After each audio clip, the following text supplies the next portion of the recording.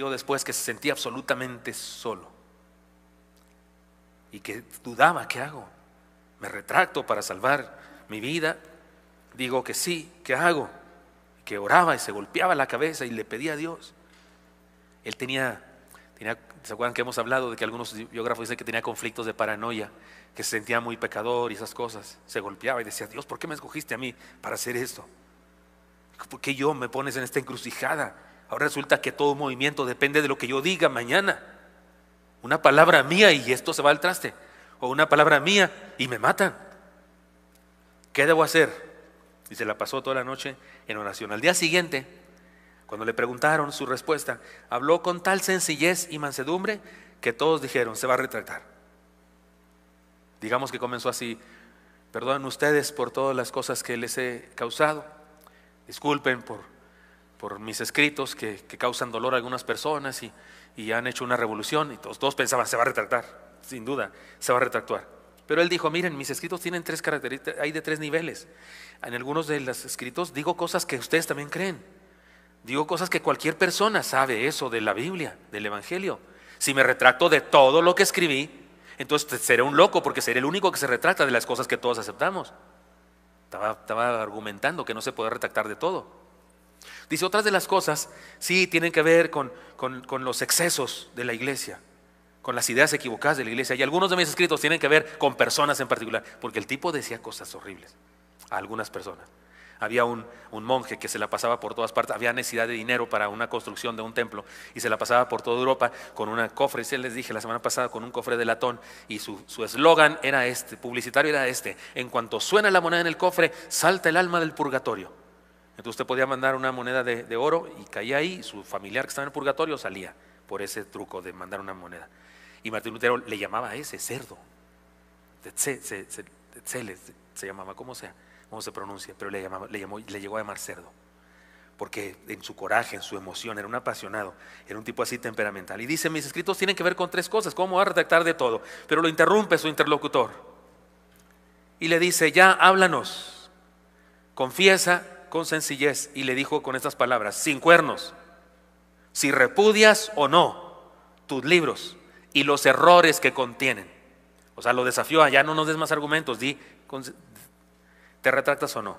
Y esta fue su respuesta: a menos que se me convenza con las escrituras y la mera razón, mi conciencia está cautiva de la palabra de Dios. No puedo retractarme y no me retractaré de nada, pues ir en contra de la conciencia no es justo ni es seguro. Dios me ayude. Amén. Y este Dios me ayude fue una oración. No fue su respuesta a su interlocutor ni a los que estaban ahí. Fue una oración a Dios. Dios me ayude. Como diciendo, ya me lancé, ya bruto, que Dios me ayude. Como cuando te tiras del bungee. Nunca me he tirado ni me pienso tirar jamás. ¿Alguien se ha tirado? Pero supongo cuando te tiraste, ya ni modo, ya que Dios me ayude, ¿no? O sea, ya voy en el aire, ya que ¿cómo regreso? Señor, que no se rompa la liga esta. Ya no te queda más remedio, ¿no? Ya vas en el aire, ¿qué más haces? Así él dijo, Dios me ayude, mi bocota, ya lo dije, Dios me ayude. Aquí estoy, no puedo hacer otra cosa que Dios me ayude. Es la frase completa. La escribí aquí en el boletín, va a aparecer también cómo se escribe en alemán, porque habló en latín y en alemán. Dio respuesta en latín y en alemán, porque él favorecía la idea de que todo mundo se enterara de las cosas. Él tradujo el Nuevo Testamento al alemán vulgar de aquella época. Por eso, aunque se supone que en esa dieta debió hablar solo en latín, era una discusión teológica, una discusión de altura, pero él quería que todos escucharan, y así es que decía una cosa en alemán y esa misma la repetía en latín, y alemán y latín, porque quería que todos lo supieran, quería que su testimonio fuera entendido por todos. Luego le escribió a un tal Staupitz, algo así, su guía y confesor y amigo. Le dijo esto: ahora no es el momento de tener miedo, ahora tienen valor las palabras del Evangelio. Lean conmigo estas palabras que le dieron fuerza a Martín. Cualquiera pues que me confesare delante de los hombres, le confesaré yo también delante de mi Padre que está en los cielos. Y cualquiera que me negare delante de los hombres, yo también le negaré delante de mi Padre. Y luego pues la reforma, el movimiento protestante de ese momento siguió adelante. y alcanzó a otras personas y surgieron otros reformadores, algunos famosos surgieron, pero a mí particularmente me cae muy bien Martín Lutero. No soy luterano, no todo lo que él dijo estoy de acuerdo con eso. Los bautistas no somos luteranos, hay iglesias luteranas aquí en la Ciudad de México y no somos igualitos, pero su valor, su ética, su testimonio, su sinceridad para manejar sus ideas, eso es extraordinario. Y por eso este reformador a mí particularmente me gusta entre todos los demás reformadores. Muy bien, pero ¿sabe una cosa? Esto tiene que ver con la Biblia. Y muchos intelectuales, militares y políticos han tratado de destruir la Biblia. Mientras que ellos ya se murieron, la Biblia sigue viva, ¿no es cierto? Lo más triste es que hay religiosos que han perseguido la Biblia. Ahora mismo en esta historia que le estoy contando, estamos hablando de todo un imperio religioso, de una religión, una macroestructura religiosa que dirige el mundo. Está actuando en contra de la Biblia. Está tratando de acallar la Biblia. Está tratando de silenciar lo que dice la Biblia. Y creían que matando a un hombre iban a hacerlo, no lo pueden hacer. Alguna vez también le preguntaban a Martín Lutero, ¿cómo le hizo usted para hacer esta tremenda revolución? Armar esta revolución en el mundo tan grande. Resulta que desde que usted escribió esas tesis han pasado cosas en el planeta extraordinarias. ¿Cómo le hizo? Y Martín Lutero dijo, yo no hice nada, en lo absolutamente nada. Yo solamente puse la palabra de Dios accesible a todos. La palabra de Dios es la que destruye reinos, es la que avergüenza sabios, filósofos, teólogos.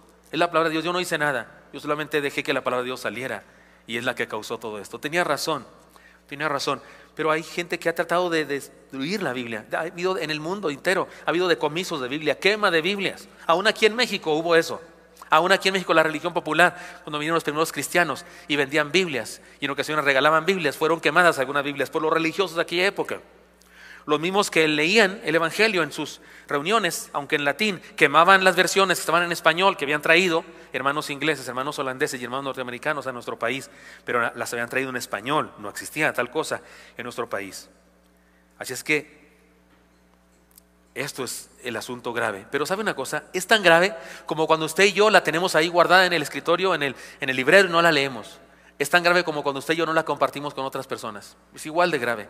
No dejamos salir la palabra de Dios, interrumpimos la palabra de Dios para que fluya y alcance a otras personas. Pero la Biblia, que fue escrita en un periodo de más de 1500 años por más de 300, tal vez 400 personas distintas que no se conocieron, sin embargo mantiene una unidad extraordinaria. Las profecías que dice el Antiguo Testamento se cumplieron en el Nuevo Testamento y algunas que dice el Nuevo Testamento se han estado cumpliendo a través de la historia. Cualquier historiador o cualquier persona que aplique los principios de la historiografía moderna a los eventos de la Biblia tendrá que reconocer que las cosas que nos narra la Biblia son más creíbles que cualquier otro evento de toda la historia de la humanidad. Se aplica a los principios de historiografía. ¿Qué dice la historiografía? Que se comprueba un evento histórico según las pruebas que existen. ¿Y qué son las pruebas que existen? Documentos, testimonios, personas que han dicho algo respecto a un hecho. Pues hay más sobre cualquier evento de la Biblia que sobre cualquier persona de la historia de la humanidad. De Platón y de Sócrates tenemos un solo documento, su antigüedad cercana al evento, 650 años. De la Biblia tenemos en cercanía de 200 años, un documento incluso de menos de 100 años de cercanía, y tenemos cientos y miles de copias. Tal vez algunos no me comprenden todo lo que estoy diciendo, pero quédese con esto. Si aplicamos los principios científicos de la historia, de la historiografía, para comprobar un evento en el pasado, la Biblia es el libro más seguro que existe en la historia de la humanidad. Sin embargo, hay personas que siguen teniendo dudas al respecto y no deberíamos ser los cristianos los que tenemos esas dudas. Por eso, vayamos al pasaje de Pablo ahora. Disculpen esta extensa, extraordinaria introducción. Nunca doy una introducción tan larga, pero ahora lo estoy haciendo así por causa de esto que estamos celebrando. Pero después de esta introducción, permítame compartir con ustedes algunas enseñanzas que el pasaje del apóstol Pablo que leímos, se encuentra en 2 Timoteo 3, 14, 17, nos dice. Primeramente nos dice que dejemos que la Biblia nos haga sabios para la salvación. Le dice el Señor, le dice Pablo a Timoteo, su discípulo, pero persiste tú en lo que has aprendido y te has persuadido sabiendo de quién lo has aprendido y que de tu niñez has conocido las sagradas escrituras, las cuales te pueden hacer sabio para la salvación. Por eso la enseñanza aquí es, dejemos que la Biblia nos haga sabios para la salvación. Una de las verdades más importantes es que la salvación no está en un libro. Escúcheme, no somos salvos por la Biblia, sino por una persona que es Cristo. Pero la persona de Cristo está en la Biblia. Se nos narra de Él y se nos dice todo de Él en las Escrituras. Entonces puede hacernos sabios para salvación, como Pablo le dice a Timoteo. Permítame una historia, voy a compartir aquí algunas ilustraciones que he compartido antes porque nos ilustran perfectamente esto. ¿Recuerdan aquella historia de aquel hombre que se robó una Biblia de un hotel? Ya ve que en algunas Biblias hay Biblias, en algunos hoteles hay Biblias.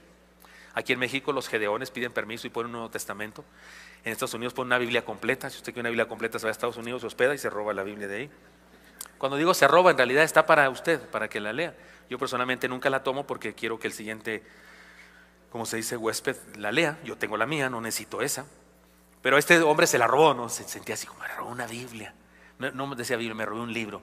Llegó a su casa y en la noche se puso a leerla y no se aguantó y siguió leyendo. Se le hizo de madrugada, siguió leyendo y la esposa ya roncando. Y ya ve que las esposas cuando roncan, ¿no? O sea, pasen a ver a León, esas cosas, ¿no? Y de repente él la despierta y le dice, vieja, ¿qué pasa, viejo? Este libro dice que tú y yo estamos equivocados. Ah, sí, viejo, pues está bien, pero duérmete. Otro día estaba leyendo y de repente dice, vieja, ¿qué pasa? Este libro dice que tú y yo estamos perdidos, no solo equivocados, perdidos. Pues sí, viejo, ¿qué quieres que haga? Pasaron los días y un día la despierta, pero esta vez alegre, y dice, vieja, que este libro dice que tú y yo podemos ser salvados. Hay remedio para nosotros. Y se convierte. Es verdad, la Biblia puede hacernos sabios para la salvación. Nos muestra el camino. El mismo libro que le había revelado a este hombre que estaban condenados, le reveló que el medio para ser salvos, Jesucristo. Esta es la gloria de la Biblia. Nos enseña el camino, nos enseña los atajos equivocados, nos enseña nuestro problema, nos confronta con nuestro problema, nos pone un espejo para vernos lo despeinados, lo perdido que estamos, pero también nos presenta la posibilidad de ser redimidos. Ahora bien, cuando encontramos a Cristo por la palabra, la Biblia no termina su labor en nosotros, no, Señor. Se inicia un proceso de santificación que bien puede definirse como Pablo lo dijo a Timoteo, nos hace sabios para la salvación en el sentido de que nos capacita para vivir la nueva vida que ahora iniciamos. O sea que la ética bíblica no consiste en portarse bien para alcanzar salvación, sino en portarnos bien porque la salvación de la palabra nos ha alcanzado. De repente vienen conmigo personas y me dicen, pastor, es que por más que me esfuerzo y yo le digo a Dios que me perdone y me arrepiento y me siento avergonzado del pecado y vuelvo a caer en lo mismo, pastor. Y le digo, ¿tiene vida devocional? ¿Lee la Biblia todos los días? ¿Hace un estudio bíblico de la Escritura? ¿Toma apuntes? ¿Se aprende versículos bíblicos cada semana? ¿Trata de en su mente llenar de palabra de Dios? Así me responde así como Drácula cuando le llega el sol, ¿verdad? ¿Qué? Así como que ¿de qué me está hablando? Pues ¿cómo quiere vivir la vida cristiana poderosa en el Espíritu? Necesitamos ir a la Biblia que nos puede hacer sabios para vivir la salvación. Nos lleva a Cristo, que es la salvación, y luego nos hace sabios para vivir esa nueva vida en salvación. Por eso deja que la Biblia te haga sabio para la salvación. En segundo lugar, dejemos que la Biblia nos enseñe. El texto clarísimo dice, por eso digo que es un texto simple, sencillo, no requiere gran profundidad, no requiere uno ser un gran erudito para estudiar estos versículos. Dice que dejemos que la Biblia nos enseñe. Timoteo era un varón adulto. De repente decimos que joven porque resulta que ninguno tenga poco tu juventud y esas cosas, pero era un más 40, no era más 30, era más 40 en realidad. Era un joven para que un chavalo. ¿Verdad, hermanos adultos? Un chavalo. ¿Están de acuerdo conmigo? Era un niño, o sea, nació ayer. Y había aprendido la Biblia para él, el Antiguo Testamento. Pero no había terminado la labor, desde niño sabía la Biblia, pero no había terminado la labor de la Biblia en su vida todavía. Nunca terminamos de aprender la Biblia. Si alguien cree que ya llegó a cierto lugar, no ha llegado a ningún lado, no es suficiente jamás. Tiene la vista muy corta quien cree eso. Tiene un concepto muy superficial de la vida cristiana. Ya hemos advertido que en este mundo relativista en el que vivimos actualmente, la mayoría se siente orgulloso de decir que cada quien tiene su propia verdad. Y esta es una trampa del diablo. Porque si cada quien tiene su propia verdad, entonces no hay absolutos, entonces no hay nada absoluto, todo es relativo. Y sabe una cosa, sí hay cosas relativas, sí hay asuntos relativos, de hecho sí hay un cierto nivel de la moral relativa. Por ejemplo, ¿es malo traer traje de baño? Pues no, si estás en una alberca en Cancún o en la playa en Los Cabos, pero si vienes al instituto bíblico en traje de baño, sí te ves mal. Sí estoy hablando claro, sí se ve inmoral. Sí, como que nos da la impresión de que no está bien tu vida. ¿pero cuál es el problema, pastor? Así nos hizo Dios. Y no sé qué. En tanga, pues no. Entonces sí hay cosas relativas, ¿no? Sí hay cosas que dependen de momentos, dónde, cuándo y en qué cultura. Hay palabras, cuando yo voy a predicar a otro lugar, del planeta, ahora que fui a Chile, yo, disculpen lo que voy a decir, pero a lo mejor hay palabras que digo, y sí, se reían. Y yo decía, esa no se dice acá. No, bueno. Y yo también los oía a ellos decir unas palabrotas, y que este cuate, ¿qué le pasa? Pues así somos, depende de dónde suena esa palabra, pero hay valores absolutos de la palabra de Dios, hay cosas que no son relativas, son absolutas. Y lo peor que puede hacer un ser humano es rechazar esas verdades absolutas de la palabra de Dios. Por eso, hermano, ¿tienes dudas sobre algo? Porque en este mundo todo el mundo te dice una cosa y otra, y tú te crees muy y te crees así muy culto, y entonces le haces caso a todo lo que dice el maestro en la universidad, le haces caso a sus amigos, y entonces de repente es un revoltijo. Y de repente hay cristianos que tienen un revoltijo bárbaro, no sabes, son budistas, veganos, creen en la reencarnación, creen en el karma, en energía, sí, la energía. De hecho, ¿no has notado eso? La apostasía de los neocarismáticos está llena de budismo, está llena de hinduismo, aquello de las energías, y aquello de las vibras, y aquello de las unciones, no es otra cosa que eso. Es como hablar de eso, de las chakras y no sé qué, como no, este sí trae una unción, no, es que el pastor fulano trae una unción. ¿Qué es eso de la unción? La unción es del Señor solamente, pero hay personas que sí extienden la mano y a ver, hermano, ponga su mano así. Hermano, los que ungen escobas, ¿se acuerdan que les he hablado? Los que ungen escobas. Hay uno que se alcanzó una puntada, ungió unos pañuelos. Trajo unos pañuelos y los ungió y luego los agarró y los aventaba al público y quien lo agarrara iba a adelgazar ese mes. Ahí andaban todas las gorditas alcanzando pañuelos porque los ungió con una especie de energía positiva, no vibras, ¿sí? Y hay gente que es un revoltijo de ideas. Cuidado con eso. No es cierto que cada quien tiene su verdad. No, algunos tienen una verdad y algunos tienen una mentira, y algunos tienen 2 mentiras y algunos 3. Y es lo peor, la Biblia tiene verdades absolutas que debemos creer. Miente quien dice que un gobernante como Constantino tuvo algo que ver con la formación de lo que actualmente llamamos la Biblia y de la iglesia cristiana. Algunos piensan que incluso Pablo inventó a Cristo, y lo que más coraje me da es que algunos se chuta el libro ese. Es un libro de fantasía, una novela de ficción llamada El Código Da Vinci, y viene con pastor, leí un libro que me hace tambalear en mi fe. ¿Te hace tambalear en tu fe una porquería del libro? Por Dios, el autor reconoce que él inventó esas cosas. Está lleno de mentiras. Incluso lo que dice de la plaza allí en París, que los mosaicos, que el número no sé qué, incluso eso es una invención. Él no fue a contar los mosaicos, él inventó eso para darle a su novela un sentido de ¿cómo se llama? Así tipo de misterio, ¿cómo se llama esto? De suspenso. Pero hay cristianos que se leen una novela de ficción como esa y dudan ya de su fe. No puede ser. La Biblia tiene valores absolutos que usted y yo debemos aceptar. Por eso dejemos que la Biblia nos enseñe. Es la palabra de Dios. El cristiano debe tomar la decisión, que ciertamente es un acto de fe, pero también debe llevar a cabo un acto de razonamiento bien fundado. Decía Louis Pasteur, ese de la leche pasteurizada, ese que inventó cómo pasteurizar la leche. Decía él: poca ciencia te aleja de Dios, mucha ciencia te regresa a Él. Es cierto, los que estudian ahí poquititos se leen medio artículo sobre la evolución y ya creen que saben todo y se alejan de Dios. Pero una persona que de veras estudia a profundidad no tiene más que decir: hay un Dios detrás de todo lo creado, hay un Dios detrás de todas las cosas hechas. Por eso él decía: poca ciencia te aleja, mucha ciencia te acerca, te regresa a Dios. Tal vez fue su experiencia personal y por eso lo decía él así. La Biblia es la palabra de Dios y en ella está la verdad. De esta manera no hay por qué estar confundido. Dejemos que la Biblia nos enseñe. Que tienes dudas, querido joven, estúdiale, profundízate en la Biblia. Si tienes dudas, échale ganas. Estudia la Biblia con seriedad, a profundidad. No solo te chutes videos en el YouTube, por favor. No, la Biblia, me refiero a la Biblia. Tienes la Biblia. Porque no tiene que ver solamente con el conocimiento que nos da cada letra de la Biblia. Tiene que ver con lo que hace en nosotros la Biblia. Tiene que ver con lo que produce en nosotros la Biblia. No solamente por los datos y los conocimientos que nos da, sino por lo que espiritualmente hace en nosotros. Dejemos que la Biblia nos redarguya, Dice también Pablo, la palabra que aparece en el texto redarguir tiene que ver con convencer del error, pero un convencimiento no solo intelectual, sino un conocimiento emotivo, sentimental.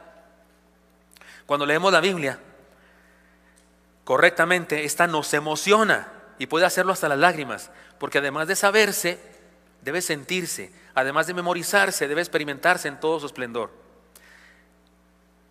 Es demasiada frialdad cuando tomamos la Biblia solo como un cúmulo de reglas y de datos históricos, y en vez de verla como una vida que nos es transmitida, justamente la vida de nuestro Dios. Miren, en el aspecto de la pedagogía, ha habido diferentes escuelas y ha ido evolucionando eso de la pedagogía. Hace muchos años se decía para enseñar a una persona en cualquier nivel, la pregunta era, ¿qué debe saber esta persona? Un médico, ¿qué debe saber? Pues anatomía, hay que chutarle anatomía, toda la anatomía que podamos. ¿Y qué debe saber? Pues se le dan todo así con embudo. ¿Qué debe saber un ingeniero? Pues debe saber matemáticas, tonga, matemáticas hasta más no poder. Pero después los eruditos en pedagogía dijeron, no solo es eso. La pregunta no es qué debe saber, la pregunta es qué debe hacer. Cuando yo esté trabajando, ¿qué debe hacer? Pues debe medir, pues hay que enseñarle eso. Debe operar, pues hay que enseñarle eso. Va a tratar con personas, hay que enseñarle eso. Competencias, surge la educación o la pedagogía o la enseñanza por competencias. Antes era solamente falso y verdadero. Declaraciones, verdadera, mentira.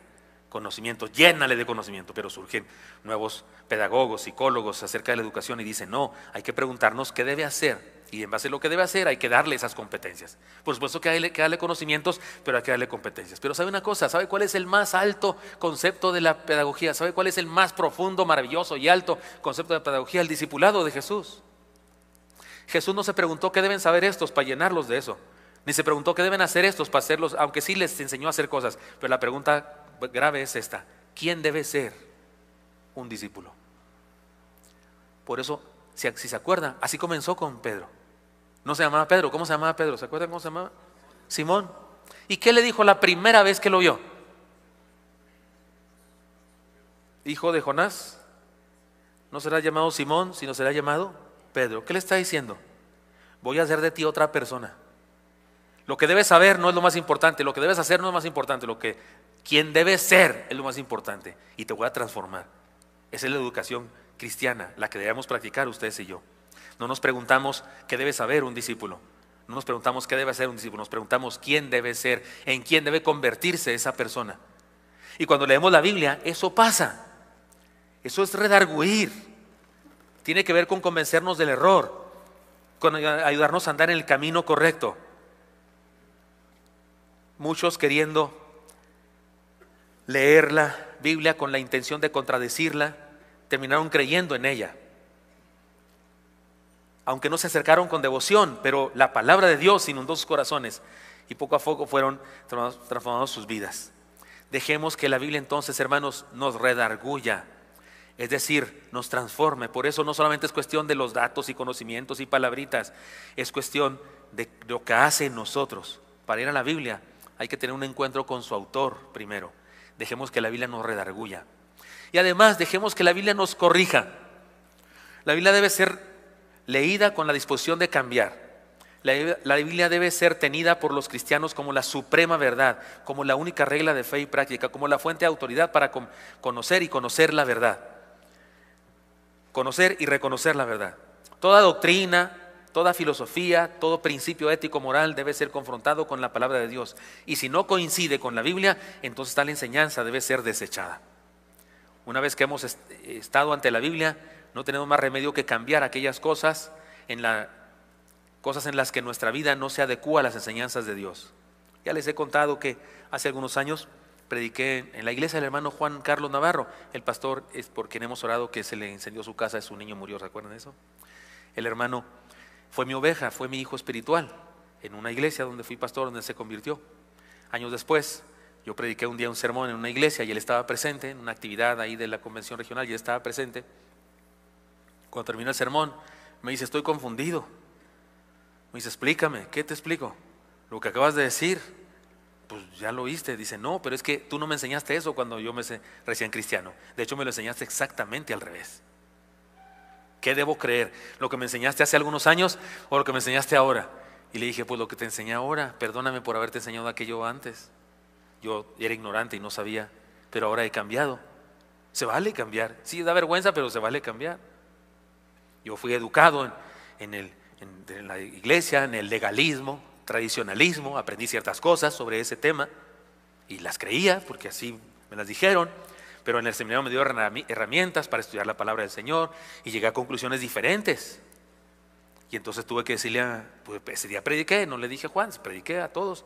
Y él me dijo, le dije, perdóname por lo que te dije antes y esto que te dije ahora es lo correcto según yo. Se vale. Si vamos a la Biblia y resulta que algo que creemos no dice ahí, pues ¿por qué no cambia? Porque mi papá me dijo, porque mi abuelito me dijo, porque el pastor querido no puede estar equivocado. Pero el único infalible es Dios. Y la Biblia es infalible. Ningún sermón es infalible. Esto que estoy diciendo yo no es infalible. No, soy infalible. Ni nadie de este mundo, solo la palabra del Señor. Porque aunque los hombres que le escribieron eran falibles, los que le escribieron sí eran llenos de errores, pero Dios inspiró su palabra. Los cuidó a ellos de no escribir error. Por eso usted y yo debemos tener la Biblia como parámetro de la verdad.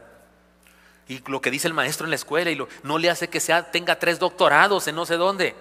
Si lo que está diciendo no se adecua, no está de acuerdo con lo que dice esta palabra, entonces lo que debemos cambiar no es la palabra, es el concepto del maestro que nos está diciendo. Por eso tengamos cuidado. La palabra es la autoridad suprema para que ustedes y yo andemos en la verdad. Por eso la enseñanza aquí es: dejemos que la Biblia nos corrija. Además, dejemos que la Biblia nos instruya en justicia. Eso de instruirnos en justicia tiene relación con hacernos diferentes. Personas que cambiamos a como éramos antes. Tiene que ver con la transformación de nuestro carácter.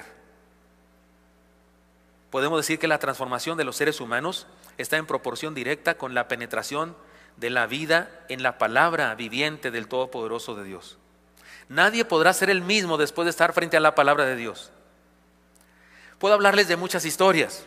Puedo hablarles, por ejemplo, del delegado papal que fue enviado a contradecir a un hereje evangélico, y antes de ir a contradecir al hereje evangélico se puso a estudiar la Biblia para poder contradecir al hereje evangélico, y ya ni fue porque se convirtió leyendo la Biblia y encontró que lo que decía el hereje evangélico era verdad.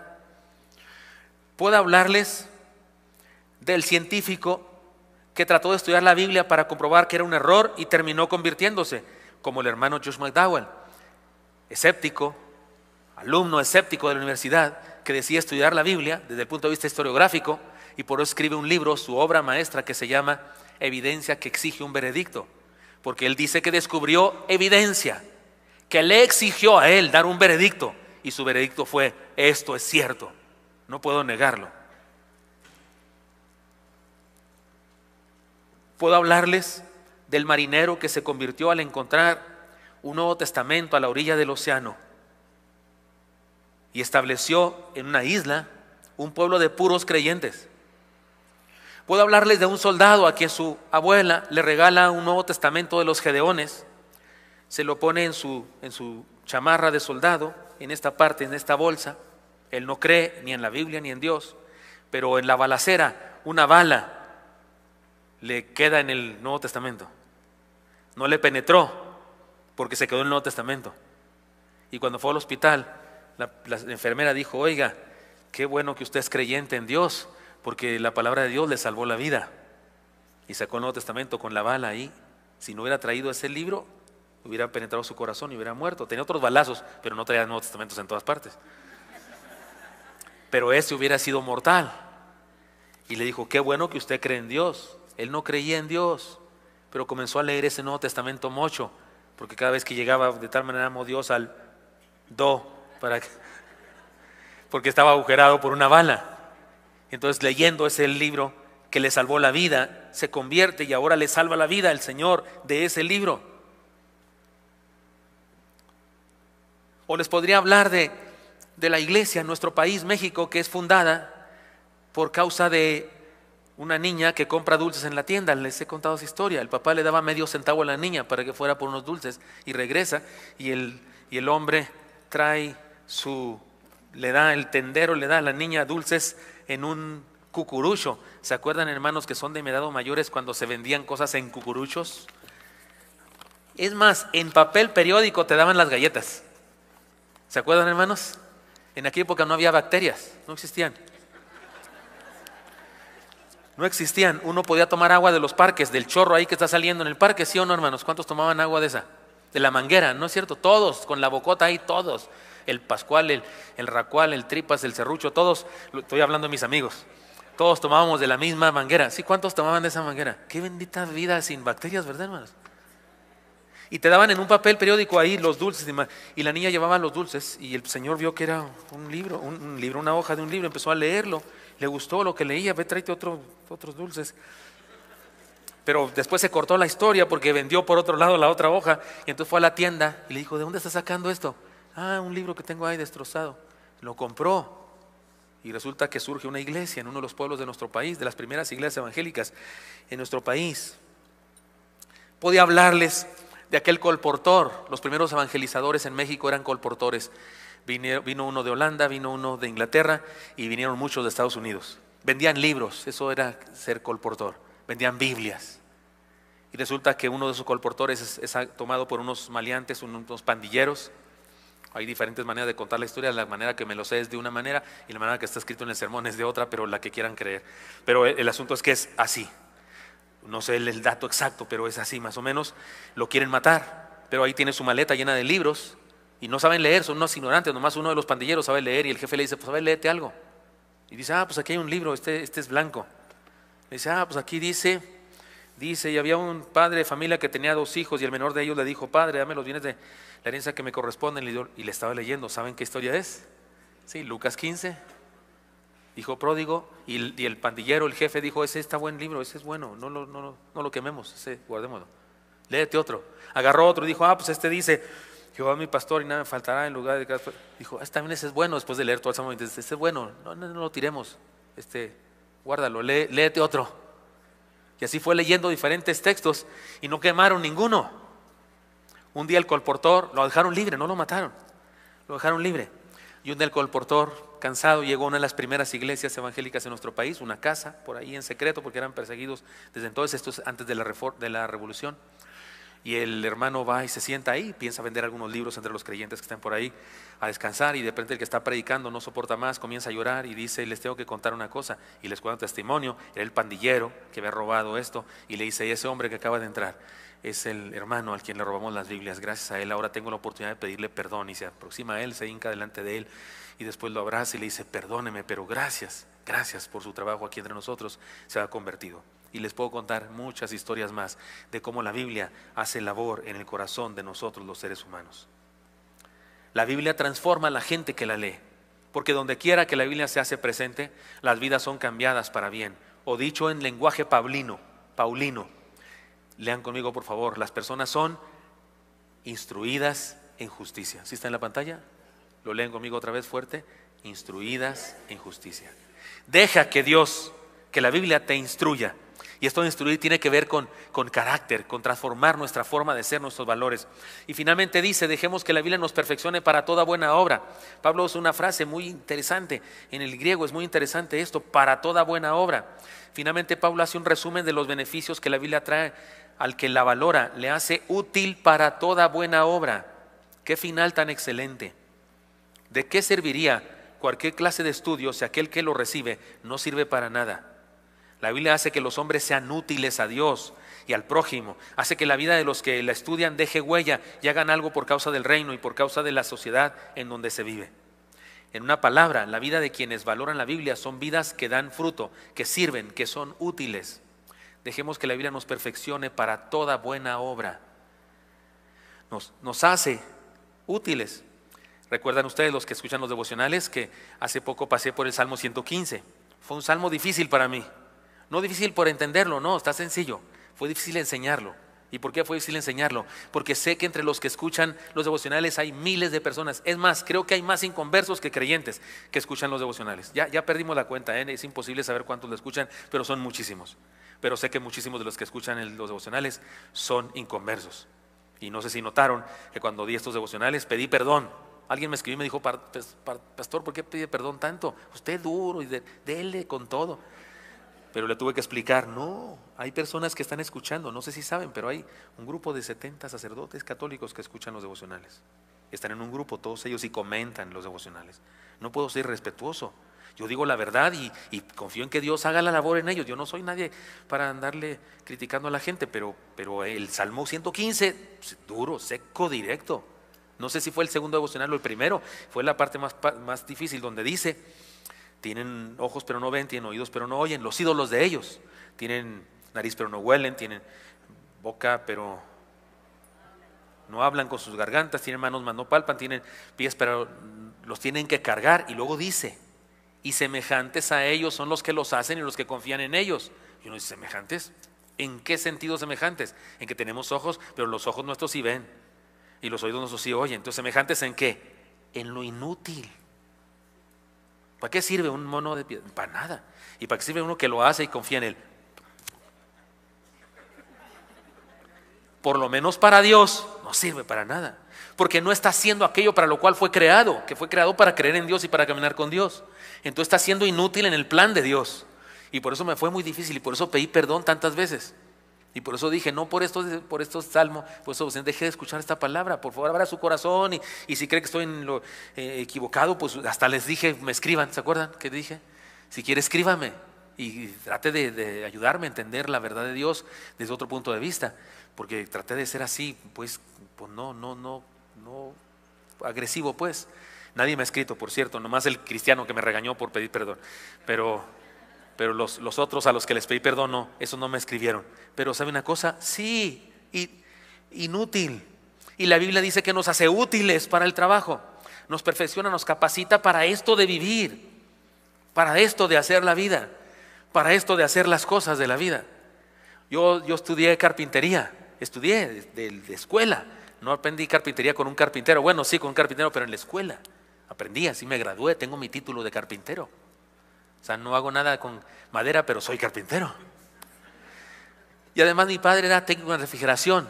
Sé por lo menos para dónde se atornillan los tornillos y para dónde se desatornillan. A golpes y a groserías me enseñaron eso. Cuando yo le hacía al revés, mi padre me decía: ¿qué? Está agarrando vuelo. Y con otras palabras folclóricas que no voy a mencionar, también me decía.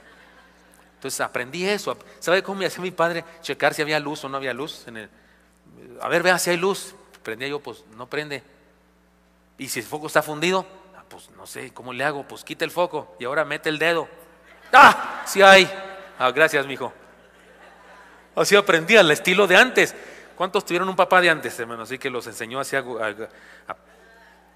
me refiero con energía, por no decir a socarrazos.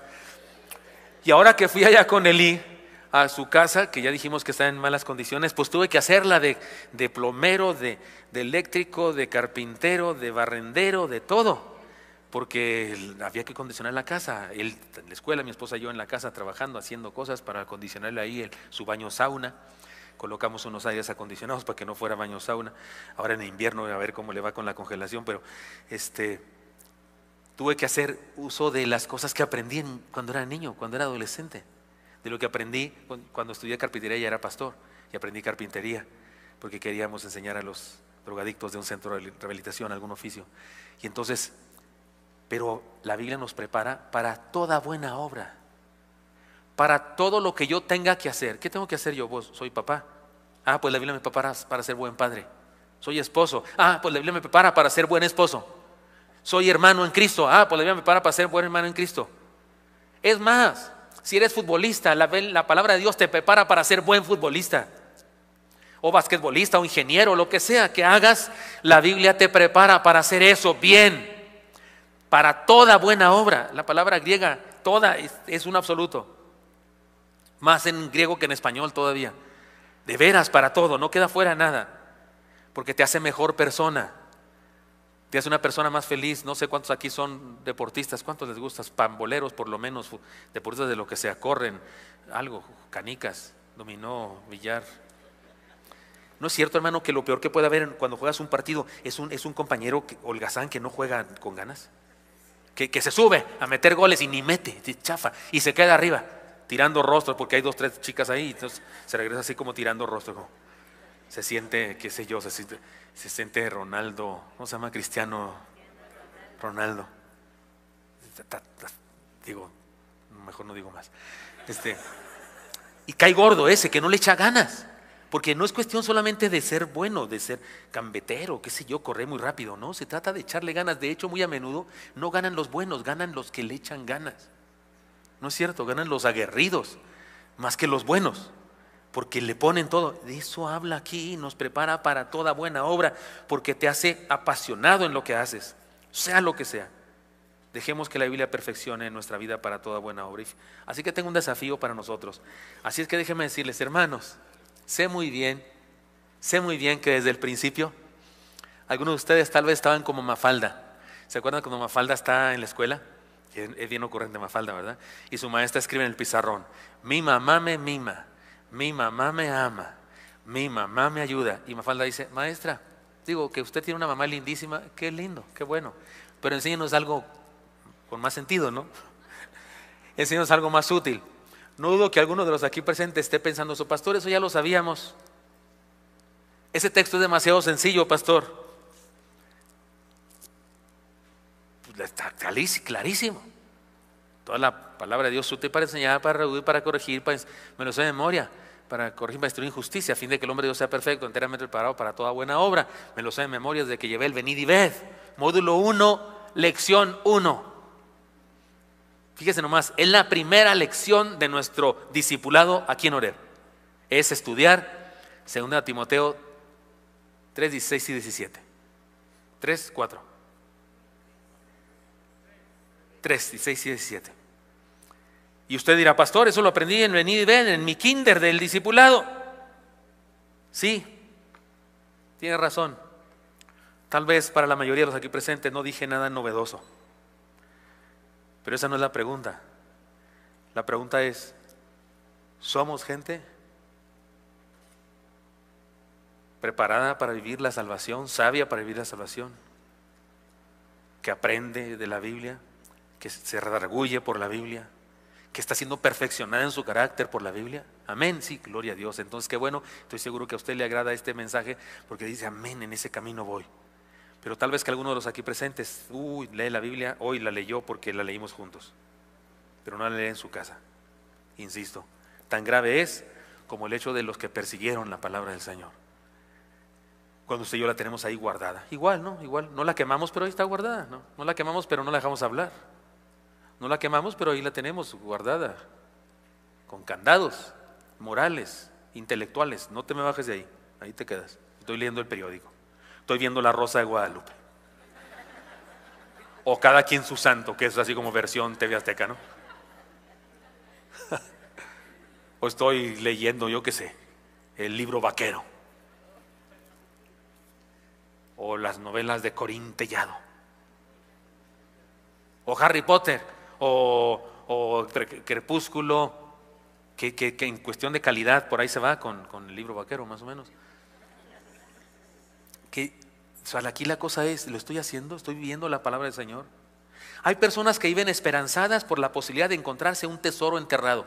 Mi papá tenía un amigo que tenía unos aparatos detectores de metales y no trabajaba mucho, ganaba de repente ahí unos centavos, y luego se dedicaba a ir a todas partes del estado de Chihuahua a buscar tesoros. Y corren las leyendas de que donde hay aparecidos hay tesoros. ¿Sabía usted eso?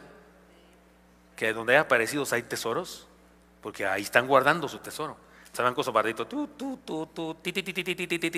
Aquí hay algo. Y sí, una placa de carro del año antepasado, no sé qué, ni tan viejo, ni siquiera tiene un valor ¿cómo se dice? De antigüedad. Hay gente que vive buscando un tesoro, en eso basa su vida. Corren a buscarlo donde les dicen que posiblemente ahí hay. Yo digo: ¿para qué tanto brinco estándoselo tan parejo? Tan sencillo que es encontrar la riqueza verdadera. Todo lo que tienes que hacer es desenterrar el tesoro de la palabra de Dios y vivir a plenitud. Hermanos, tenemos un tesoro, y para muchos cristianos es un tesoro escondido. No más, hermano. Si alguna decisión debe surgir de este mensaje, es no más. Usted y yo leemos la Biblia a partir de ahora todos los días. Y no solo leemos la Biblia, estudiamos la Biblia, la abrimos, tenemos nuestro libro de apuntes, algún comentario por ahí, por favor. Ahora en el internet los comentarios son gratuitos. Póngale ahí nomás usted comentario bíblico y le salen montones.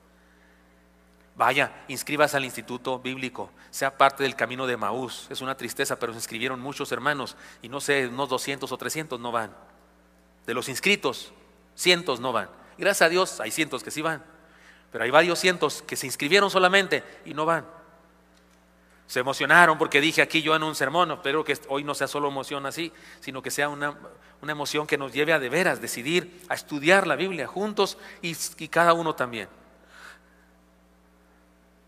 Tan sencillo que es encontrar ese tesoro, está accesible a nosotros. Alguien batalló, dio su vida por traducirlo, murieron por traducirlo, murieron por escribirlo y luego murieron por traducirlo, por copiarlo, por salvaguardarlo.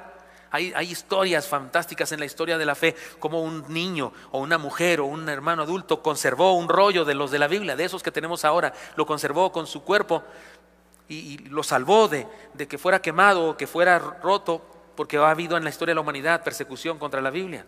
Hay gente que dio su vida para que usted y yo tengamos la Biblia y el Señor nos la manda como para tenerla ahí desperdiciando. No puede ser. Escuchemos, leamos, estudiemos, memoricemos, meditemos y apliquemos la Biblia en nuestra vida y habremos encontrado el tesoro más importante que nadie haya imaginado. ¿Recuerdan? Ahora decimos la palabra de Dios contenida en este libro, pero ¿alguien se acuerda de la versión antigua que decíamos cuando empezamos a hacer esa declaración? ¿Se acuerdan cómo decía? Esta es mi Biblia, es lámpara a mis pies y lumbrera a mi camino. No, esa es la de los jóvenes. ¿Cómo decía? ¿Se acuerda alguien? Toda inspirada por Dios y es útil para enseñar, para rebuir, para corregir, para instruir en justicia, a fin de que yo sea perfecto y enteramente preparado para toda buena obra. Pero algo más decíamos: la oiré, la leeré, la estudiaré, la memorizaré y aplicaré a mi vida. ¿No decimos eso también? Cosas así. Ya me perdí en cuál versión vamos. Se me va a hacer un nudo para el próximo culto, mejor ahí le dejo. Pero oiga, que esto sea verdad, que esto sea realidad. Escuchémosla, leamos, la estudiemos, la memoricemos, la meditemos, aplicamos. Es que ¿qué debe pasar de aquí? Que usted y yo nos decidimos a establecer un hábito en nuestra vida, a leerla, a estudiarla, a aprender de memoria versículos bíblicos, a traer por ahí en nuestra cartera un versículo que estemos aprendiendo de memoria, uno que nos significa mucho, porque los textos que aprendemos de memoria son vitaminas para nuestra vida. Necesitamos ser el pueblo de un libro. Entonces tendremos el tesoro de la fe. Los reformadores, como Martín Lutero y otros, fueron héroes y una de las cosas que consiguieron para nosotros fue eso justamente. Sacaron a la luz la palabra del Señor. Después de Martín Lutero, muchos otros comenzaron a traducir la Biblia a sus idiomas originales. Nuestros héroes, Casiodoro de Reina y Cipriano de Valera, no es que se conocieron, lo hicieron en épocas diferentes. Algunos creen que estaban juntos traduciendo la Biblia. No, uno lo hizo primero, después lo hizo el otro, corrigiendo unas cosas del otro y demás, pero le llamamos a esto nuestros originales. No fueron los primeros intentos de ponerla en español, la verdad que no, pero fueron los intentos más estructurados o más eruditos en hacerlo, y por eso les damos honor en la historia de estos hombres. Pero todo eso es para que usted y yo ahora tengamos montones. ¿Cuál corrección tiene usted? 60, 95, 2000, 2005, 1909, NBI, traducción, ¿cómo se llama? Dios viviente, la traducción viviente, la de los hispanos, la que le llaman textual. Está lleno de versiones. El otro día una hermana regañaba a un joven porque en lugar de levantar la Biblia arrebató su celular. Dijo: joven, eso no es la Biblia, eso es un teléfono. Y el joven le dijo: hermana, ¿cuántas Biblias trae usted ahora? Y dijo ella: una. Y él dijo: yo aquí traigo 25 con comentarios y todo. Es cierto, no critiquemos a los jóvenes, es la modernidad. ¿Qué vamos a hacer? Los jóvenes, si traen un celular, la Biblia, es la Biblia, ¿qué vamos a hacer? No es un rollo, no es un códice como nuestro libro, la Biblia, pues es un, ¿cómo se llama eso? ¿Qué sería? Es un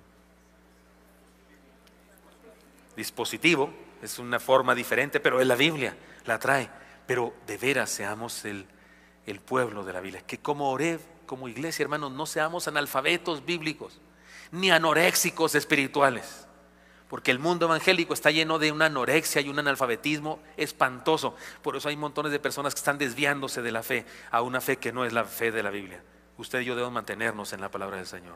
Padre Santo, te doy gracias porque me has permiso de hablar esta palabra para mis hermanos, para mí, Señor. Y te pido, Dios, que hagas el milagro que como iglesia nos mantengamos firmes en tu palabra. Sigue transformando nuestra vida, Señor, por ella. Sigue dándonos, por favor, el honor, Señor, de proclamarla a otras personas y defender la verdad. Estamos en tus manos. Bendice a cada hermano y hermana, te lo pido en Cristo Jesús. Amén.